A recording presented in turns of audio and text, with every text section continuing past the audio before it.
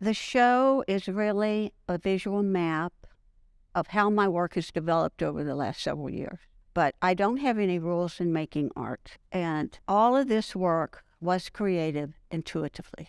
It all just kind of comes together. And when I start one, I have no rules. I don't care where it goes. It takes me because I listen to the painting. And that's the best way to do it. And the same thing with these objects. I don't have any preconceived ideas about it. I actually think these objects are just a continuation of my paintings, three-dimensional. So I think they all go together. I think you have to go outside to find color. If you go outside for 15 minutes a day and sit and you look outside and you say, well, that shadow it's not dark green. That shadow is magenta. You have to look at colors outside to see color. And if people did that 15 minutes a day, they'd see the highway as brilliant blue. Great things to see.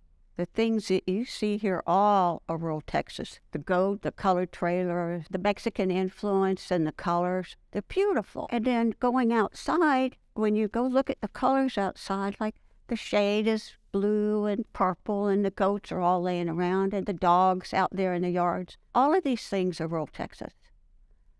And they inspire me. Nathaniel Hawthorne, he was a early 1900s artist, and he had a color theory. And his color theory was anytime an object changed planes, it did not just become a darker tint or a lighter value. It became a different color. So that's kind of how I approach my work. I'm not glued and stoned to it, but I like his influence about color. So I try to use a lot of different colors.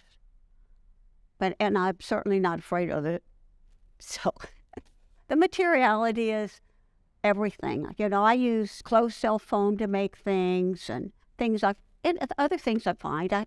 Whatever calls to me. When I go in the studio, I go with passion, anticipation, and discovery.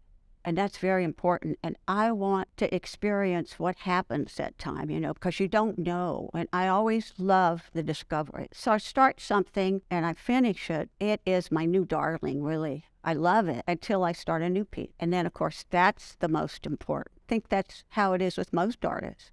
It's always the next one. And I can't sleep at night thinking what that next day is going to be like, what's going to happen. That's how it works. And that's what you do. You don't quit making art. You just keep creating.